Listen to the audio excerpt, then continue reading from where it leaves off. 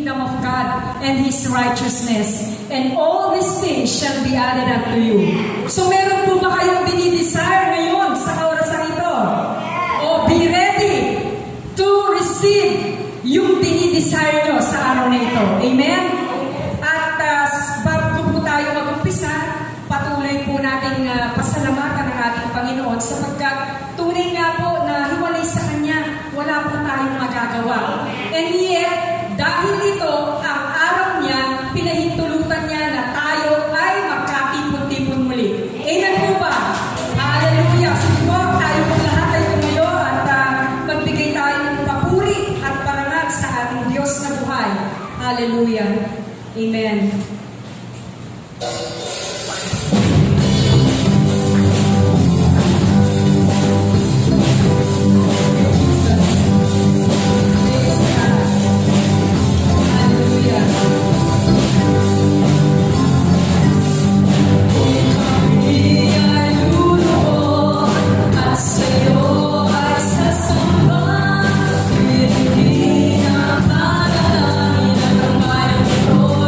Pagkakatinig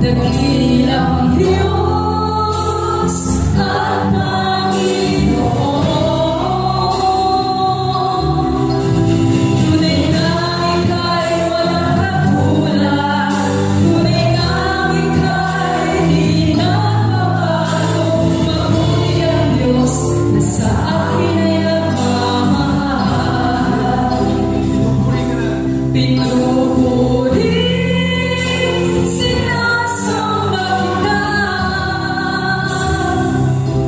dakilang Diyos at Panginoon.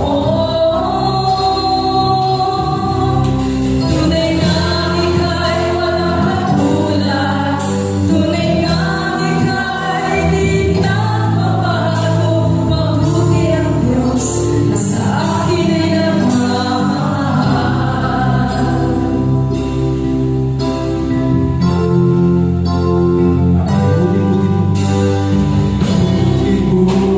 Hallelujah.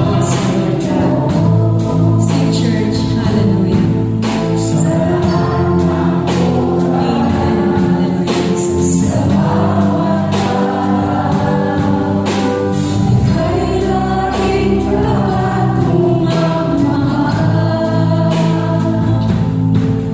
Panginoon, Ikaw ay magpapalang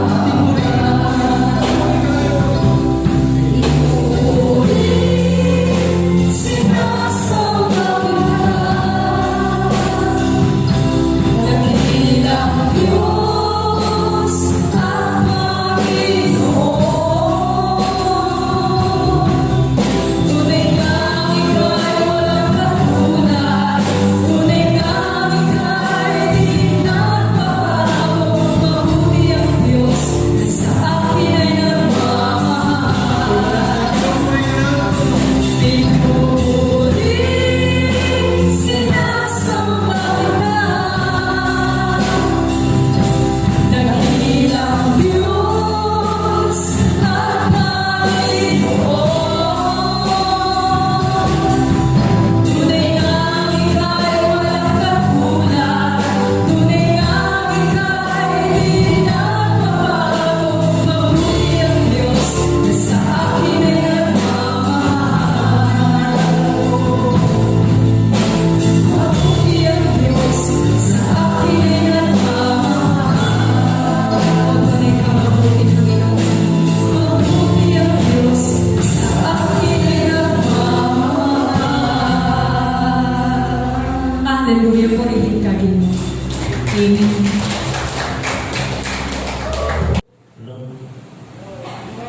Let's all go to the Lord in prayer. Opening prayer this morning. Dear Heavenly Father, thank you. Thank you so very much for everything. Dear Lord God, thank you for this church family, for our service, for the word that's going to be preached here this morning, for our wonderful worship service, for all the members of this church and their families, dear Lord God. Thank you for all your many blessings. Dear Lord God, open each and every heart and mind to your word this morning. Bless your word. Bless those who are here to hear it. And dear Lord God, let us be shining lights of example unto others to come to your grace and glory and salvation. Dear Lord God, we thank you so very much. In the name of your precious Son, Jesus Christ, we pray. Amen. Magipagbukas po kayo sa akin sa Efeso chapter 5 verse 1 to 2. Kayong sa makatwid ay maging mga tagasunod ng Diyos, gaya ng minamahal ng mga anak. At lumakad sa pag-ibig gaya ni Kristo rin na umiibig sa atin at ibinigay ang kanyang sarili para sa atin bilang isang handog at hain na mabango sa Diyos. Ito po ang salita ng Panginoon. Nung nakaraan po na pag-usapan po natin ang patungkol sa pagpapawalang sala ng Diyos. Ano po? So alam po natin, nung tayo ay tumanggap, nung tayo ay nanalig sa ating Panginoong Jesucristo, tayo ay pinawalang sala. Justified. Amen? Hindi tayo lang po naging mabuting tao kaya na-justify. Hindi po yan. Hindi tayo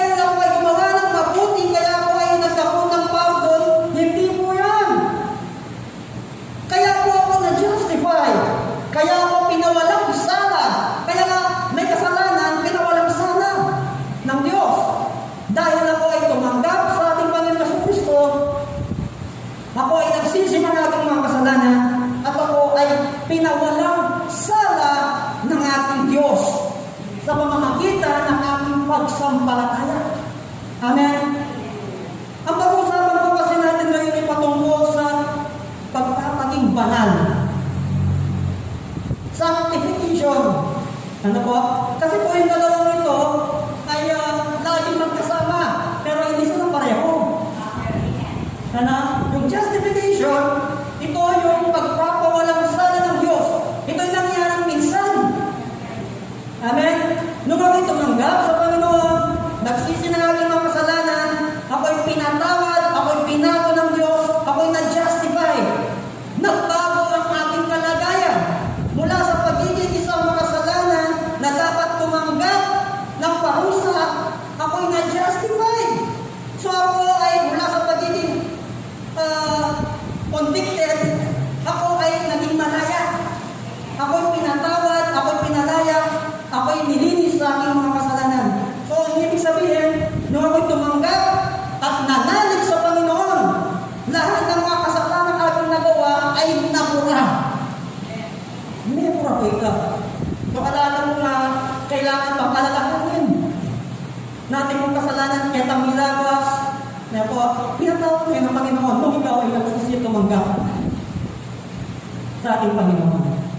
Justified. Pinawalang sala ng Diyos.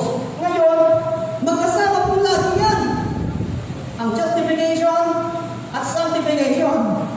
O yung pagpapawalang sala at ang pagpapaging banal ng ating Panginoong Diyos sa atin. Hindi po sila pareho, pero laging magkasama. Tayo ay pinatawad ng ating Diyos. Legally declared forgiven. Kumbaga, wala nang pwedeng may atang na kasalanan sa atin in the past kasi pinatawad na yun ng Diyos. Ngayon tayo ay nilinis na, nilagay tayo sa panibagong kondisyon, katatayuan. Mula sa pagiging makasalanan na dapat tumanggap ng parusa sa impyerno, tayo ay pinatawad at pinalaya ng Diyos. At pinura ang ating mga kasalanan.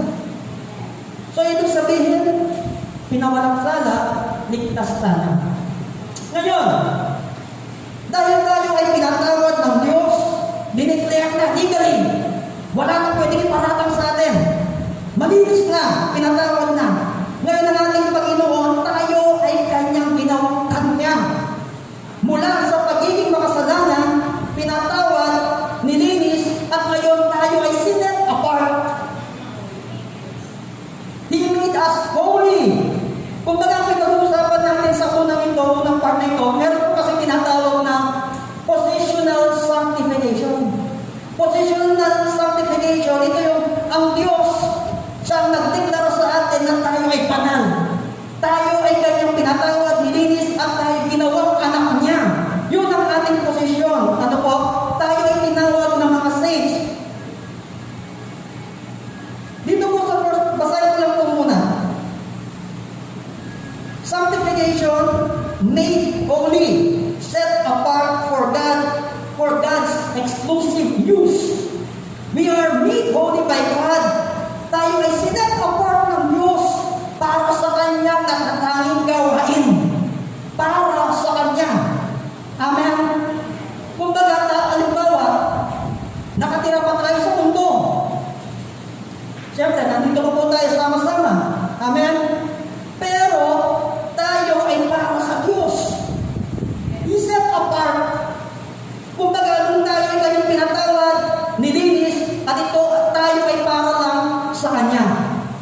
Para kapag naghuhugas ka ng pinggan, yung mga malilinis, hindi mo na inihahalo doon sa mga marumi. Ikaw ay pwede lang gamitin. Dahil ikaw ay nalinis na. Hindi na pagkatapos mong linisin, itaog mo doon sa marumi. Hindi. Di ba? Pagkatapos mong nilinis, ihiwalay mo. Ganun din po tayo. Pero nandun pa rin tayo sa kusina. Kasama natin yung maruming pinggan, pero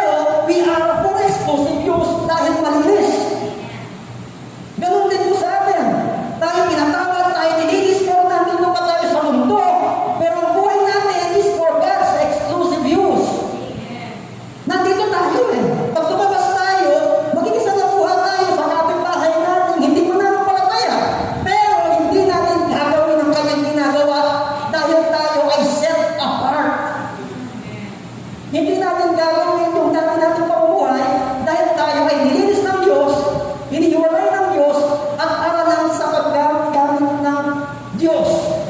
Tayo ay para sa Diyos. Yun po yung kaibahan. Justification, tayo pinatawad, pinawalang sala, legally declared na tayo nawawala ng kasalanan. Pinatawad na, pinawalang sala, pinalaya na. Ngayon, we are sanctified. Tayo ay sinet apart ng Diyos. Tayo ay parang bagong silang na sanggol sa pamilya ng Diyos. Naging pamilya tayo ng Diyos. At ngayon tayo bahagi ng pamilya ng Panginoon. Bagamat nandito tayo sa lupa, kasama natin ang mga hindi pa sumasampalataya sa Panginoon. Pero hindi natin ginagawa ang kanilang walang ginagawa. Iba na po tayo. Ano po? Yun po yung ating posisyon. Yun na po yung ating kalalakayan. We are sanctified. We are made holy by God. And then meron naman po tayong tinatawag na progressive sanctification. Ito po yung ongoing. Kung ba tayo sa posisyon, ang Diyos ang nag-declare na tayo banal at tayo kanyang sinet apart. Yun yung ating naging posisyon, naging anak tayo ng Diyos at tayo para sa Diyos. Ngayon yun naman progressive sanctification, ito yung ating mga pamumuhay sa kabanalan araw-araw. Kumbaga, ginagawa natin ito dahil tayo ay na-justified. Ginagawa natin ang kabutihan dahil tayo ay na-sanctify. Ginagawa na natin ito dahil tayo binigyan na ng panibagong buhay ng Diyos. Hindi na tayo kagaya ng dati. So una, tayo ay ginastify ng Panginoon. Tayo sinet apart ng ating Panginoon. Ngayon tayo ay inuutusan na tayo magpakabanal. Pastor, yung mga banal, yung mga santo lang. Alam po ninyo, hindi na po tayo nagkamali na maraming taon na. Akala natin, ang pagiging saint, ang tao ang magde-declare sa kanya na siya'y saint. Wala po tayong karapatan. Hindi po tayo Diyos para malaman ko kung ano ang buhay ni Brother Art. Para sabihin kong siya ay isang saint. Hindi po ako. Ang Diyos po ang nag-declare yun para sa atin. At sino po yung mga saint? Ang mga saint, yung mga pinatawad at nilinis ng Diyos. Boris sabi, ang pinuranan niya talaga ng kasalanan na rin tao, tinanggap at penalit kayo. Sila yung tinatawag na saint. Yung church ay ang saint. Hindi dahil dineclare ko na si Brother Hart ay saint, hindi po ganoon. Hindi yung nagputuhan tayo o gagawin natin saint. Halimbawa, Sister Benchi, siya'y masipag na tumatayo sa harapan. Butuhan tayo, sino gusto gawin yung saint si Sister Benchi? Hindi ganoon. Mali-mali. Ang pagiging saint, ang Diyos mismo ang nag-declare. At pangalawa po, kahit sino ka pa, may kasalanan ka pa rin. Kaya lang ako naging saint o naging banal dahil sa biyaya ng Diyos, hindi dahil sa aking kabutihan. Pinatawad, nilinis, sinantify, sinet apart ng ating Panginoon. At ngayon, bilang mga pinatawad at nilinis, kailangan kong mabuhay sa kabanalan. Basahin ko po muna yung sa 1 Corinthians bago ko pumamis. Ano po? Chapter 1, verses 2. To the church of God, which is at Corinth, to those who are sanctified in Christ Jesus, called to be saints, with all who in every place, call on the name of Jesus Christ our Lord, both theirs and ours. Para sa iglesia ng Diyos na nasa Corinto, sa mga tinawag upang maging kabilang sa sambahayan ng Diyos sa pamamagitan ng pakikipag-isa kay Kristo Jesus, gayon din sa lahat ng taong nasa lahat ng dako na tumatawag sa pangalan ni Jesucristo na ating Panginoon. Tayo ay nilinis, pinagpaging banal, ginawang banal ng Diyos, tinawag na saint. Ay, hindi nakukuha po ninyo ang ibig sabihin. Ang katabi mo, kung tumanggap yan sa Panginoon, nanalig sa Panginoon, pinatawad, nilinis, nasa kanyang mga kasalanan, sinet apart ng Diyos, yan ay saint. Amen? Halimbawa, pwede natin tawagin tawagin Saint Penny. Di ba? Pwede gano'n. Ano? Saint Junior, o gano'n bagay. Pero hindi gano'n ang tawagan natin. Ano po? Kasi ang tawagan natin, brothers and sisters, because we are brothers and sisters in Christ, nung tinanggap natin ang ating Panginoon Yesu Cristo, tayo naging anak ng Diyos. Isa naman, tayo yung magkakapatid sa loob ng church, kaya ang tawagan natin ay brothers and sisters. Kapatid, sis, bro, mga ganoon. Ano ba? Pero sa harapan ng Diyos, tayo yung mga saint, dahil tayo ay kanyang pinatawad. At ngayon, bilang mga pinatawad, bilang mga sinet apart, kailangan tayong lumapit at mamuhay sa kabanalan. Ipagpatuloy natin ang panibagong buhay na ipinagkaloob sa atin ng ating Diyos. Hindi tama na tayo ay, kagaya ng pagkito ng mga nakaraan, may nakapagsabi na bakit daw yung mga Baptist, once saved, always saved. Hindi ba sabihin, magkakasala na ako, save pa rin ako. Kaya na, sinasabi ko, nanalig na kay Jesus, tapos gagawin ko, magsapong ako, magbabahay ako, mandalaki, magsugal, mag-drugs, pumatay, magnaka, gawin ko lahat, save pa rin ako. Ang sabi po ng Biblia, kung ikaw ay naging mag-isa sa Panginoon, hindi ka na magnanakaw, hindi ka na lasenggo, hindi ka na sugaron, hindi ka na mamamatay tao, hindi ka na magnanakaw. Yun ang mali sa marami nung kapilosopo. Akala nila kung mamilosopo na matutulaya yung Diyos karela. Ang Biblia ay katotohanan, ang Biblia ay tama, ang Biblia ay accurate. Kung sinabi niya na ikaw ay ligtas, ligtas ka. Ngayon kung sinabi ng Panginoon na ligtas ka pero nabubuhay ka sa kasalanan, ikaw ay sinungaling, hindi ka patutok na naling. Dahil kung ako'y totoong nanalig, mamumuhay ako sa kabanalan. Marahil nagkakamali pa rin ako dahil ako'y tao, magiging perfect ako sa langit. Kung ako'y tumanggap at sumampalataya, please, huwag po ninyong ma-misinterpret ang katurong ito dahil gagawin niyo pong patatawanan ng aliwa. Bakit po? Kasi hindi nila paunawaan, hindi nila gets kung ano ang ibig sabihin nito. Kung ikaw ay makatotohanan tumanggap sa Panginoon, definitely, ayaw mo na sa kasalanan.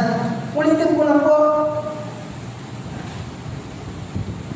ang pagpapawalang sala ng Diyos, ito ay pagdideklara mismo ng Diyos na ikaw ay pinatawad na. Legally, you are justified. Wala ka ng pagbabayaran sa kabilang buhay. Nakapunta impyerno, pinalaya ka na. Meron ka ng bagong katatayuan. Mula sa isang taong tatanggap ng walang hanggang kaparusahan, ikaw ngayon ay naghihintay na lang ang iyong lugar sa langit na yun ang pinangako ng Diyos nung ikaw ay tumanggap sa Kanya. Tayo pinatawad, nakura na lahat ng ating mga kasalanan, alangan na kung kaya ko sa tinatawad. Dahil tayo po ay pinatawad na. Ngayon naman yung pagpapakabanal o yung progressive sanctification, dahil tayo ay pinatawad, pinagpaging banal, ngayon naman tayo ay mamuhay sa kabanalan. Kulitan niya mo muna. Nung una po, kung tinanggap natin ang Panginoon, tayo ay sanctified ng Panginoong Diyos. Sinet apart. Yun yung position natin ngayon. We are made holy for God. We are set apart for God. For God's use only. Ngayon, dahil tayo ay sinet apart,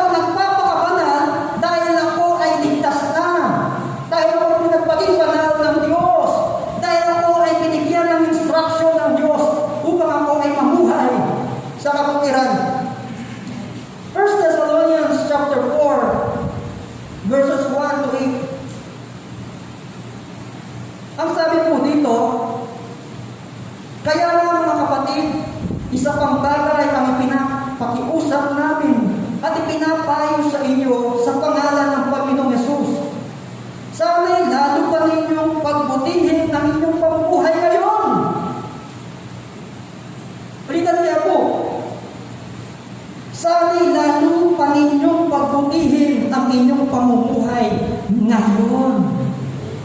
Kung dati, sinasabi mo na kahit hindi ako tumanggap sa Panginoon, hindi ko naman ginagawa ito, hindi ako magnanakaw, hindi ako nagbababae, hindi ako naglalasay, hindi ako nagsusugal, ang sabi niya, ngayon tumanggap ka sa Panginoon, mas lalo mo pang pagputihin ngayon. Sangayon sa iyong natutunan sa amin, upang kami maging kalugod-lugod sa Diyos. Alam naman ninyo kung ano ang katuruang ibinigay namin sa inyo. Buhat sa Panginoong Yesus. Kalooban ng Diyos na kayo maging banal at tumayo sa lahat ng uri ng kahalayan. Ito ay kalooban ng Diyos. It is God's will for us to be sanctified. Nais ng Diyos na ang mga napatawad ang kanyang mga sinet apart, ngayon mabuhay sa katuwiran at kabanalan. Dapat maging banal at marangal ang pakikitungo ng bawat isa sa kanyang asawa at hindi mo pang masunod lamang ang pagnanasa ng laman tulad ng inaasal ng mga hinandir na hindi nakakakilala sa Diyos. Sa bagay na ito, huwag ninyong gawan ng masama at dayain ng inyong kapatid sapagkat parurusahan ng Panginoon ang gumagawa ng ganitong kasamaan. Tulad ng mahigpit namin babala sa inyo noon, tayo'y tinawag ng Diyos upang mamuhay sa kabanalan, hindi sa kahalayan. Sa Kanya ang sino mang humahamak sa araw na ito ay humahamak hindi sa tao, kundi sa Diyos na siyang nagkakaloob sa atin ng Kanyang Espiritu. Meron pong instruction sa atin na dapat nating sundin bilang mga pinagpaging banal ng Diyos. Kailangan habang tayo ay namumuhay, merong nakikitang pagbabago, nagpo-progress, sumusulong, hindi umatras, sumusulong, hindi nag-stay. Hindi yung pagkatapos kung tumanggap sa Panginoon, walang naging pagbabago, pareho lang. O yung iba paatras, walang ganoon. Kapag ikaw ay tumanggap, nanalig sa Panginoon, ang buhay mo pasulong. Ganito, progressive, paakyat, paangat. Ibig sabihin, kapag paakyat ka, medyo mahirap. Pero papunta ka sa tuktok, masama. Nga lang, mag-effort ka. Hindi yung kapag, nagpapakabanal ako, ginagawa ko kalooban ng Diyos, walang ka-effort. Ibig sabihin, kapag hindi ka nag-effort, nagpapatangay ka sa agos, nagpatagustos ka, walang effort Nakuha po natin, pag walang effort, tatagustos ka mo. Ngayon, kung nag-effort ka, aakyat ka, nagsasacrifice ka, sumasakit yung paa, may mga kapakuran ka, pero ang mahalaga, papunta ka sa success. Ano pong pinupunta rin natin kasi? Ano pa yung goal natin? Yung binasa po natin kanina sa scripture reading, yun po ay ang maging katulad ang Panginoong Yeso Cristo. Ang goal natin is to be Christ-like. Or else magsara na lang tayo. Kaya tayo nag-effort kahit yung pandemic, nandito tayo, makinig tayo ng salita ng Diyos, nang sa galing mabuhay natin ang kanyang salita, na matulad tayo sa ating Panginoong Yeso Cristo. Kalarawan ng ating Panginoong Yesus. Yun yung goal. Yun yung target. Ngayon, kung ang church na ito ay walang goal, walang target, na maging Christ-like ang bawat isa sa atin, magsara tayo, nagkakasala tayo ng Diyos. Bilang mga church, ang puntilya natin, mabago ang buhay natin lahat. Dahil tayo pinatawad, dahil tayo ay nilinis. Ngayon, ang goal natin, maging katulad ng Panginoong Yesus. Paano yun mangyayari? May instruction sa Bible. Kailangan natin basahin. Tingnan po ninyo, si Jesus, nung siya'y nagkatawang tao, sinunod niya lahat ng kautusan. Ngayon, siya'y nag-disciple. Ibig sabihin, nag-impart siya ng something mula sa kanya. Tinuturuan niya ang kanyang mga disipulo na maging kagaya niya.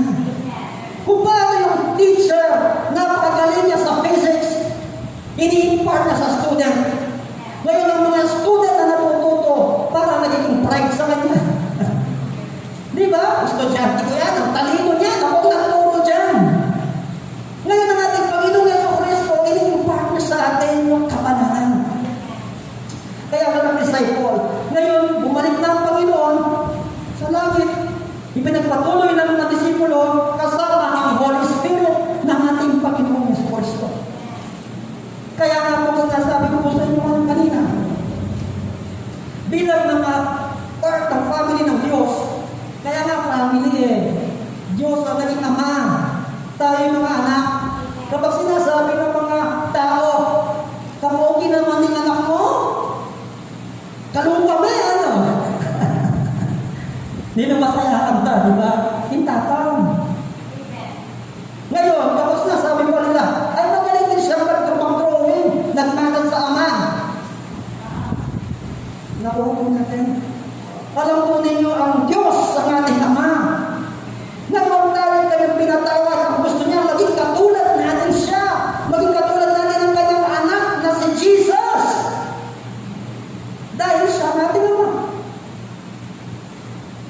Ngayon, kung wala kayong resemblance, walang pagkakawig sa itsura. Of course, hindi pinag-usapan ng itsura. Spiritual po tayo. Ano po? Sinasabi ko lang sa physical, halimbawa, wala kayong resemblance. Hindi kayo magkamukha. Wala rin siyang nakuhang style sa'yo. Kahit pa lang sana sa ugali, meron eh. Kahit pa lang sa karakter, dapat meron eh. Dapat talaga meron siya makuhang DNA sa akin. Or else, hindi po anak. Di mo ba? So ang Diyos, tayo mga anak ng Diyos. Banal ang Diyos. Gusto ng Panginoon. Makita sa atin ang kabanalan. 1 Peter chapter 1 verse 15. Dahil ang Diyos na pumili sa inyo ay banal, dapat din kayong magpakabanal sa lahat ng inyong ginagawa. Nakuha po natin. Ibig sabihin, merong time na nung ako'y pinatawad, ako'y ginawang banal, ngayon naman, magpapakabanal. Nag-e-effort na ako. Nag-exert na ako ng lakas. Nakikipaglaban ako sa kasalanan. Tandaan po ninyo, kapag nandyan po ang tukso, nandyan ang kasalanan, lalaban ka talaga. Kasi, kung hindi ka natutukso, hindi yun ang tukso mo. Ngayon, kung halimbawa, may nakita kang nakakatukso sa'yo, nakikipaglaban ka, kailangan mo pagtagumpayan yun, mag-effort na kamantuo. Hindi yung tinukso kasi niya ako eh. Wala akong napakalakas ng tukso. Wala akong magawa, napakaganda kasi niya, kaya nahulog ako sa tukso. Wala akong magawa kasi kahinaan ko talaga ang babae. Yung iba kahinaan ko talagang lalaki. Yung iba kahinaan nila pera. Yung iba kahinaan nila yung anak. So ibig sabihin, kung ito kahinaan, mag-exert ng effort. Lumaban ka. Meron kang Holy Spirit. Alam mo ninyo, ang nagtatagumpay, lumalaban. Noong ka rin kami nakakit-tikmaan. Saan ka nakakita ng tikmaan na hindi ka naman nagipag-tikma, pero nagdiriwang ka ng victory? Wala.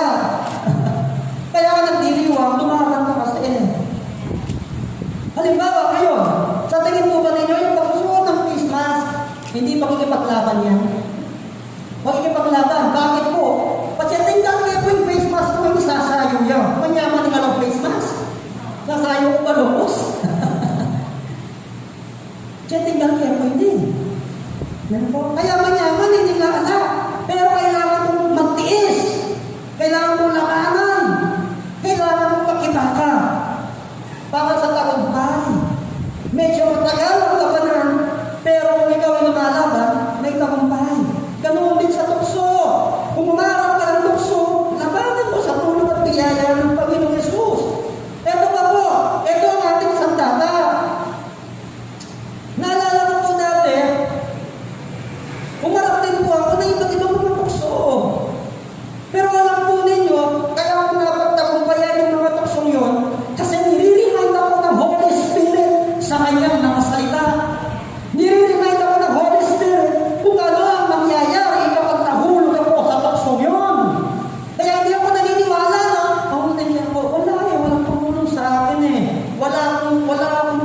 mapagtakasan eh. Kaya naulog ako sa tukso.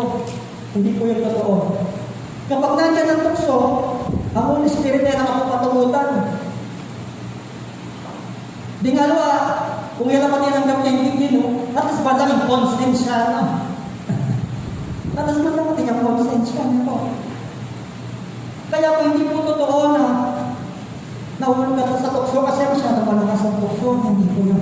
Kasi hindi ka nag-exert ng effort. Kasi hindi ka nag-iwanan sa salita ng Diyos.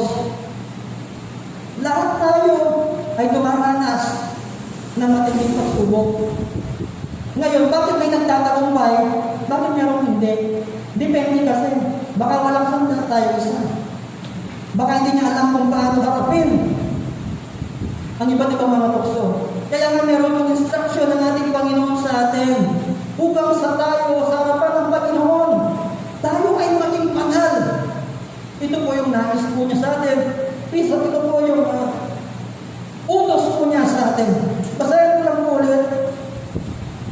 Ang sabi po dito sa verse 3 ng 1 Thessalonians chapter 4, kalooban ng Diyos na kayong maging banal at lumayo sa anumang uri ng kahalayan. Dapat maging banal at marangal ang pakikitungo ng bawat isa sa kanyang asawa. Sa English, sabi po niya, it is God's will for you should be sanctified, that you should avoid sexual immorality, that each of you should learn to control your own body. Ikaw ang hindi ka kontrolado ng katawan. Ikaw ang may control sa iyong katawan. Kailangan mong disiplinahin ng aming sarili. So, unang bahagi, sabi po niya dito, you have to abstain from sin. Control yourself. Amen? Kontrolan din sarili mo. Kung umarap ka sa kasalanan, umarap ka sa tukso, kontrolan din sarili mo. Tutulungan ka ng banal na Espiritu. Magpatuloy, mamuhay sa kabanalan. And then pangalawa po sabi in verse 5, not impassionate, lust like pagans who do not know God. Huwag tayong tumulad sa mga taong walang pananampalataya. Deny your passion and lust. Kailangan nating talikuran na kung ano yung dinidesire ng aking laman at mag-focus ako sa mga bagay na espiritual sa salita po ng ating Diyos. Meron mong instruction, kontrolin mo ang iyong sarili. Kumbaga, sabihan mo na, manalo kung magtagumpay, kontrolan mo yung sarili mo. Itinay mo niya, ganang-ganang ko rin, kaya ang katawan. Mga bagay na hindi karapat-dapat sa harapan ng ating Panginoon.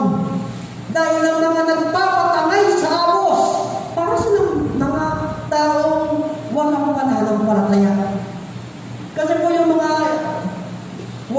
hentil, o yung mga hindi sumasampalataya sa Panginoon, alam naman po minsan pakialam na matsulaman mo kitang kasalanan eh.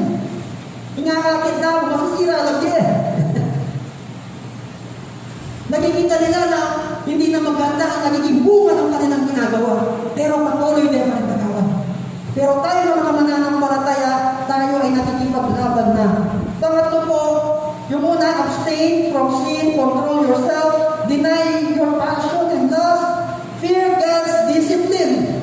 Kailangan natin magkaroon ng banal na pagkatakot sa ating Diyos. Verse 6, sa bagay na ito, huwag ninyong gawan ng masama o dayain ang inyong kapatid sapagkat parurusahan ng Diyos, parurusahan ng Panginoon ang gumagawa ng ganitong kasamaan tulad ng mahigpit naming babala sa inyo noon. Isipin po natin na kapag ginawa mo ang kasalanan nito, may pagdidisiplina. Amen? Kasi anak na ng ating Diyos. Kung makanalo yung anak mo kapag siya ay nagkakasala at nagpapatuloy sa mga maling gawa, dinidisiplina mo siya. Ganoon din ang Diyos. Dahil tayo mga anak niya, ayaw na niya na tayo magpatuloy sa pagkakasala. At kapag ikaw ay gumawa, nabuhay sa kasalanan dahil anak ka niya, didisiplinahin ka ng ating Diyos. Pangapat po, tayo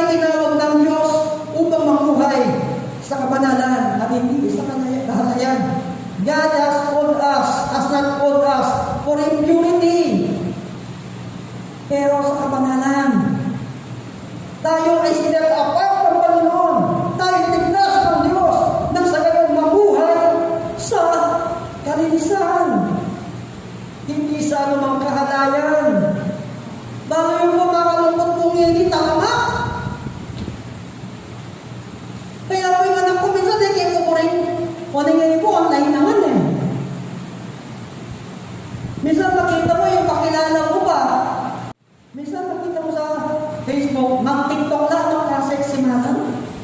Alam mo yung TikTok? Dapat, ang lagay doon, kapak na lang eh. Bakit? Pinapatronize, maging ng mga minsan active na pag church. Wala bang problema sana kung nag-TikTok niyo, yung okay lang, yung kasama yung pamilya mo, nung nagkakasiyahan kayo. Wala, sa akin wala akong problema sa on. Pero yung nag-TikTok ka, ano naman ka kuya na susunod? Ano bang ka-sexy titeran mo? May sobrang may disappoint ko talaga. Naku, pinatronize na yung bagay na hindi. Mga mananampalataya, nandito tayo sa mundo, pero hindi natin ginagawa ang ginagawa ng sanlibutan. Binago na tayo ng Diyos. Tayo ay mga bago na sa harapan ng ating Panginoon. Hindi na natin buhay yung dating buhay po natin dati. 2 Corinthians chapter 5, verse 17. Kaya kung naging mag-isa na kay Kristo, ang isang tao, isa na siyang bagong nilalang. Wala na lang dati niyang pagkatao sa halip. Ito'y napalitan na ng bago. 2 Corinthians chapter 5, verse 17. Kita dati mong yan, may palitan niya ang bago. Lastly po, kaya po nga verse 8 na po din 1 Corinthians chapter 4. Ang sabi po dito, therefore anyone who rejects these instructions does not reject human being but God, the very God who gives you the Holy Spirit. Ang sino mang hindi tumalimat, hindi sumunod sa mga instructions na ito, ulitin ko po, may binigay na instruction ng Diyos na tayo po ay magpakabanal. Ngayon, kung hindi natin ito sinunod, hindi natin ito tinalima, ang ating Panginoon, hindi yung tao. Akala mo ba dahil nag-preach ako dito, pinapahayag ko patungkol sa kabanalan, and then hindi natin sinunod, ako yung nireject nyo. Hindi po ako. Wala akong kakayahan na magsalita ng todo eh. Papaus-paus niya ako eh. Pero ang salita ay galing dito sa Biblia. Pag hindi natin sinunod, ito natin nireject. Hindi naman ako nireject nyo. Ang salita ng Diyos, ang Diyos mismo, ang Panginoong Jesucristo mismo. Kaya kailangan natin laging i-remind ang ating sarili na meron tayong obligasyon sa Diyos na dapat kong gawin. Ito ay ang pagpapabanal. Yan po magbanal-banalan. Yung habang nandito ako sa church, ang bait-bait ko, habang nandito ako sa church, talagang grabe, hindi makapasag pinggan. Hallelujah, praise the Lord. Pero kung pag-uwi, puro mura. Nagbabanal-banalan ang tawag doon. Kailangan tumano ang buhay ko dito sa loob ng kapilyang ito kasama ang mga mananampalataya. Paglakas po, ganun din. Dapat manaig ang pagkatakot ko sa Diyos at ang pagsunod sa Diyos kaysa dinidesire ng aking naman. Kailangan laging manaig. Kailangan kong gawin ang ating obligasyon bilang isang mananampalataya. Kahit minsan parang hindi ka masaya na ginagawa mo to, yung parang hindi mo feel na ginagawa, hindi po yung patungkol sa nararamdaman mo. Ito'y patungkol sa ating pagmamahal at pagkatakot sa Diyos. Ginagawa ko ang mga bagay nito. Dahil ang Diyos na pumili sa inyo ay banal, dapat din kayo magpakabanal sa lahat ng inyong ginagawa. Tandaan mo natin, hindi naman po tayo iniwan ng ating Panginoong Diyos sa ere na inuutosan niya tayo magpakabanal, pamuhay na may kalinisan, pamuhay sa katuwiran, tapos hindi naman pala natin kaya. Hindi po ganoon ng Diyos.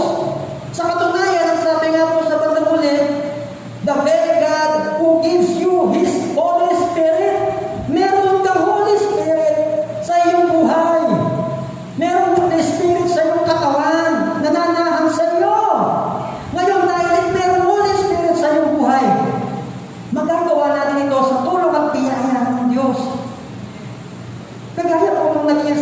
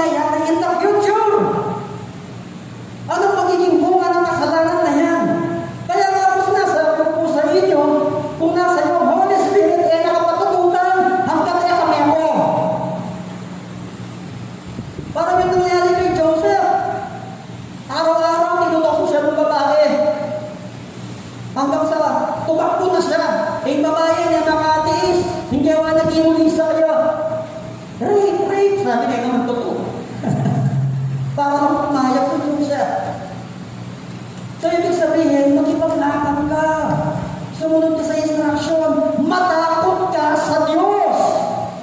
Kung hindi kang takot kay Diyos, sisikapin mo na hindi ka mamuhay sa karamihan. Di ba? Katayo nga mismo yan. Kapag nakita natin yung isang tao, gumawa ng krimen, ay, kapindi naman ang taong ito, wala na siyang takot sa Diyos. Di ba? Tayo mismo, alam natin yun, na ang taong namumuhay sa kasalanan, na lang takot kay Diyos, at ay ang pagkalang kay Diyos.